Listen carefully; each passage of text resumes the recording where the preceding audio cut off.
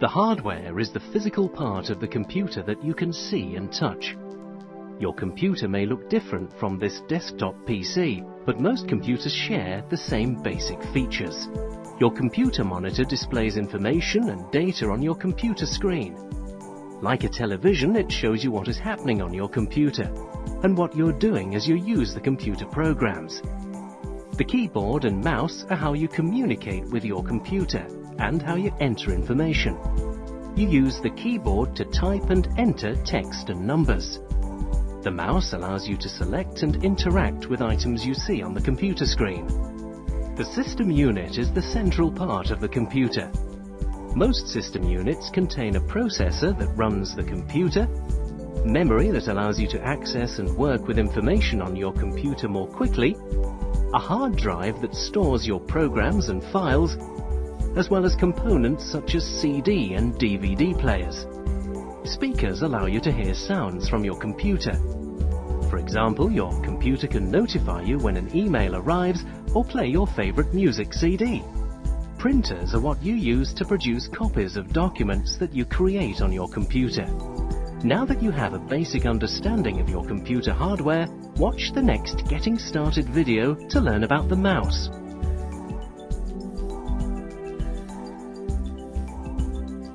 Like the keyboard, the mouse allows you to interact with items on the computer screen.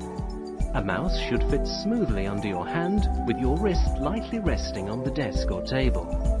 As you move the mouse with your hand across your desk or table, you will notice that the arrow on the display moves in the same direction. This arrow is called the cursor.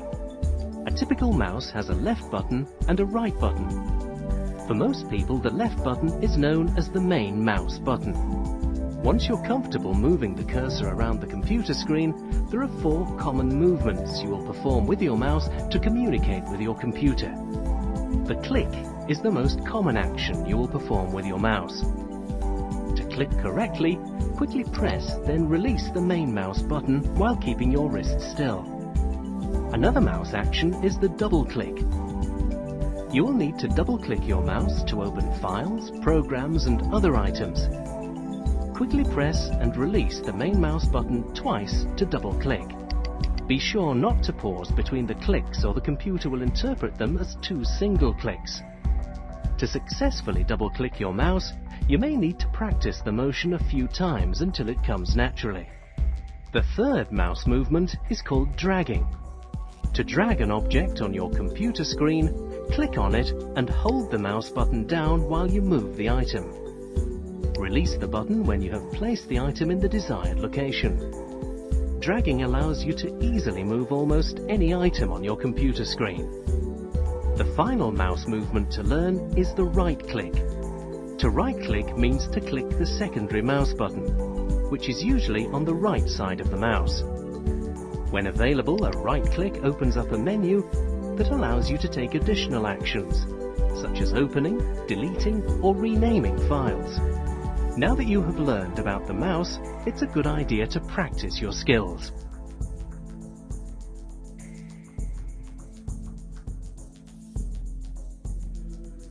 Every time you start your computer, you will first see the Windows XP Starter Edition's desktop and taskbar. The desktop and taskbar are the center of the work you will do on your computer. The desktop is an on-screen work area that is set up just like an actual desk. On the desktop you will see items such as icons, menus and windows that you will use to open programs and complete tasks.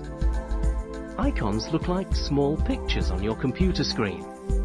Icons act as shortcuts to help you quickly open programs, files and other items. When you double-click an icon, it opens the file, folder or program in a frame called a window. Using your mouse, you can easily move and resize windows. You can also open multiple windows. To help you manage your desktop, you can open 3 programs at a time and 3 windows within each program. Every time you open a window, a button representing the new window appears on your taskbar. Each button is labeled with the name of the item. To work on a different file or program, simply click its taskbar button to bring it to the front and make it the active window. You can also minimize a window, which moves the window to the taskbar.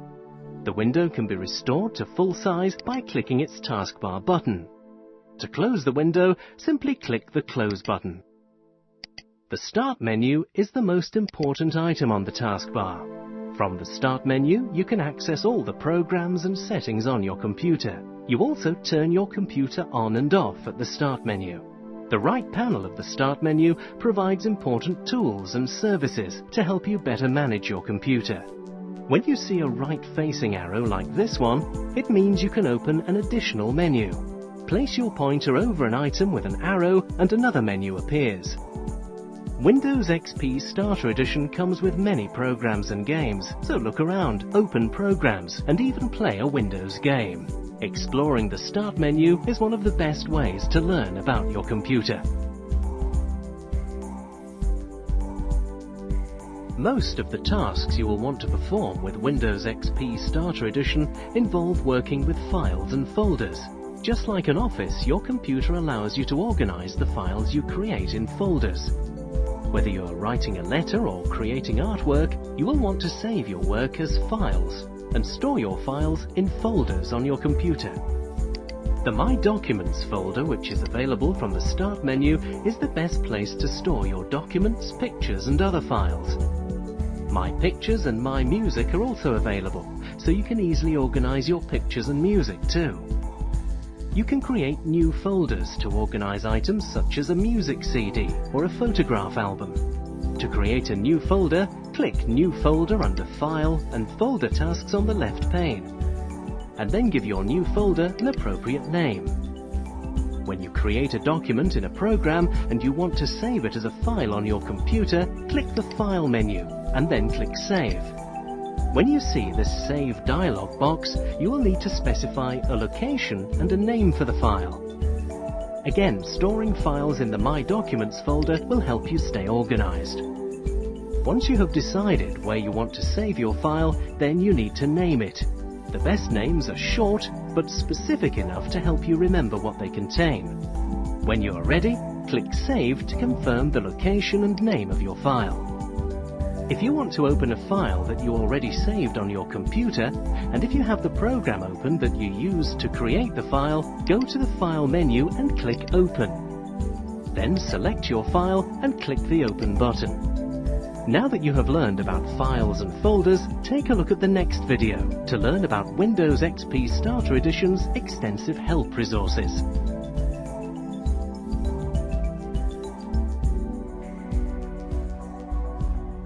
The Windows XP Starter Edition videos are just one of many different resources designed to assist you as you learn about Windows XP Starter Edition. Many of these help resources are available on your computer desktop by double-clicking the Getting Started Guide icon and the My Support icon. The Getting Started Guide walks you through the PC experience. It provides an overview of how to understand and successfully use Windows XP Starter Edition to perform the most popular computing tasks. Even if you have previous computer experience, you will find valuable information in the Getting Started Guide. Click on My Support and discover a comprehensive set of technical resources. Windows XP Starter Edition Help covers basic tasks such as working with the Start menu and printing. Help topics are available for all popular Windows programs such as Internet Explorer, Outlook Express, Windows Media Player, and Windows Messenger. Important security information is provided, as well as how to share your computer and much more. My Support also includes a rich set of instructional materials with tutorials, beginner lessons, and links to Microsoft website resources. While the help resources are extensive, don't forget that the best way to learn about your computer is to explore on your own and learn as you go.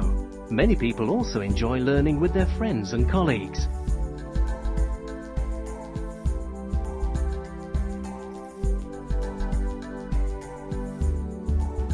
All you need to search and view information on the World Wide Web is Microsoft Internet Explorer and an internet connection provided by a local internet service provider. You can open Internet Explorer from your Start menu. To view a specific website, type the website address in the address bar and then press Enter.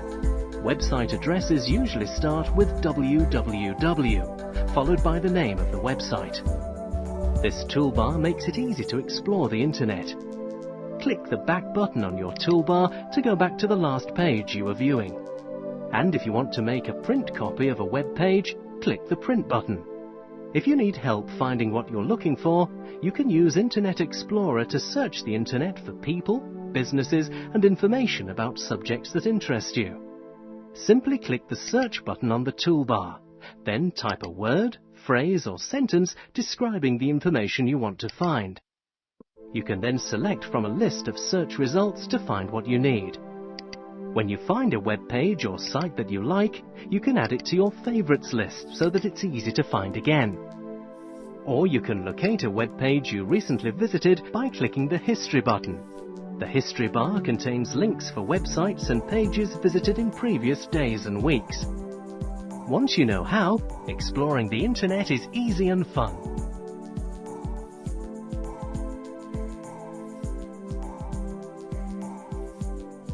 All you need to exchange email with family and friends is an email application like Outlook Express or Hotmail, and an internet connection provided by a local internet service provider. When you open the email program, you'll see your inbox.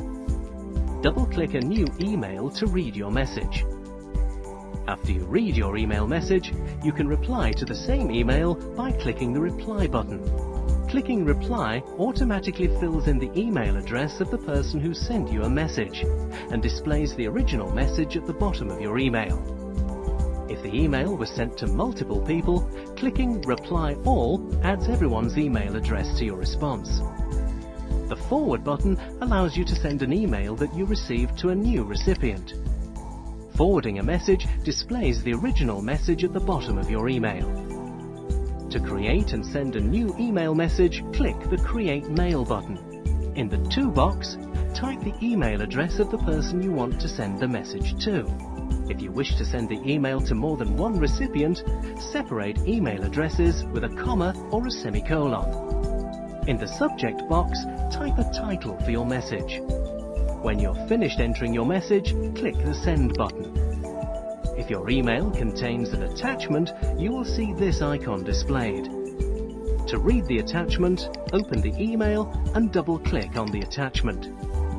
And if you want a printed copy of your email, click File Print, or just click the Print button. To delete a message from your inbox, select the message and click the Delete button. If you want to find a message that you deleted, open the Deleted Items folder and locate the email. With Windows XP Starter Edition, you can stay in touch with your family, friends and colleagues.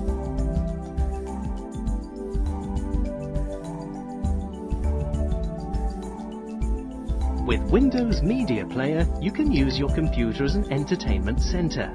If your computer is equipped with a sound card, graphics card and speakers, you can listen to CDs and view DVDs right from your computer. To play a CD or DVD, press the button on the front of the drive. Insert the disc, and then press the button again to close it. Windows will either automatically begin playing the disc or bring up this dialog box asking you what you would like to do. If you select Windows Media Player, the music or movie will start. DVDs typically open within a window, but you can also view the video full screen. In addition to playing discs, if you have an internet connection, you can also download music, videos, and more from the Media Guide feature. Windows Media Player is a powerful and customizable program, so explore its menus to learn what it can do. You can learn more about Windows Media Player in My Support.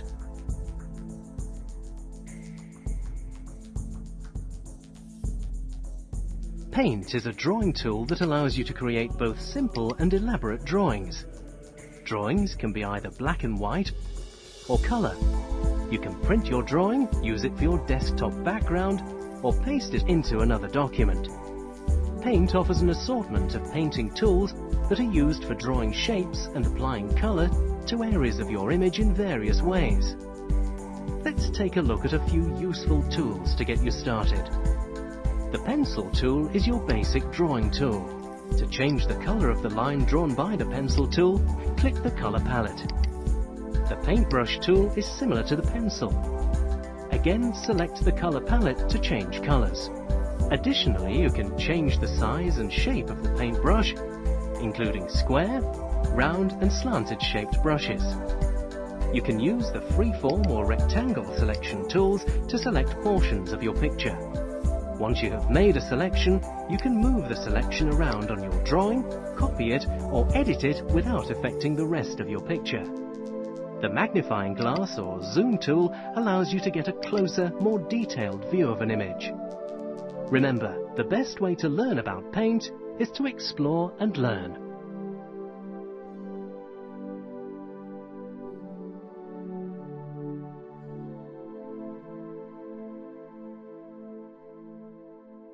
Writing letters and reports with Windows XP Starter Edition is easy. Let's look at writing and editing a document in WordPad, which is a word processing program that is part of Windows XP Starter Edition. To create a new document, click in the text area of the program window. The blinking vertical line is your cursor. It marks the insertion point for you to start writing. To enter text, simply type on the keyboard. As you type, you do not have to press any key to go to the next line. The program automatically does this for you. However, to start a new paragraph, press the Enter key on your keyboard and then continue typing. If you want to change the format of your document, use the Format menu. For easy access, you can also use the toolbar to format text, change the font style, add color, and set your paragraph alignment. While working on your letter or report, you can save your work by clicking the Save button. Saving your work allows you to open it later for another use. The first time you save your file, you will see this dialog box. Choose the appropriate location where you want to save your file, such as the My Documents folder. You will also need to choose a file name. Make sure to enter a simple name to help you remember what the file contains. Select Print Preview from the File menu to see how your document will look before printing. If everything looks correct, you can print the document by clicking the Print button on the toolbar. Once you have finished the letter or report, be sure to save your file, and then close it by clicking the Close button. To reopen a document you've created, click the File menu and then click Open. You can then choose the document you would like to open. You've just seen a few of the basic word processing capabilities available with Windows XP Starter Edition. Explore the menus and toolbar to learn more.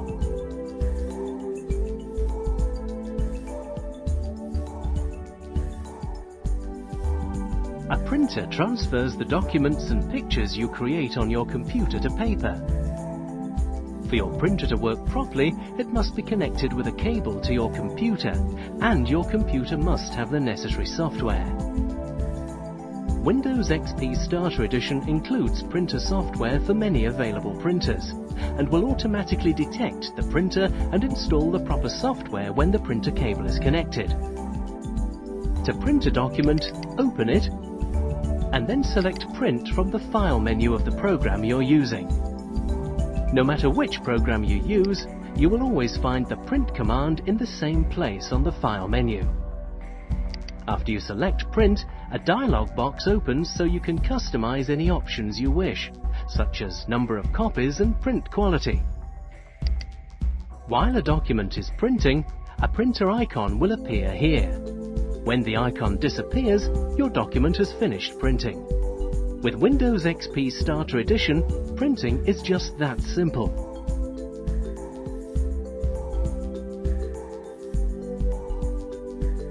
There are 3 easy steps you can take to help make the information on your computer more secure. Use an internet firewall. A firewall is used to restrict information that comes to your computer from other computers.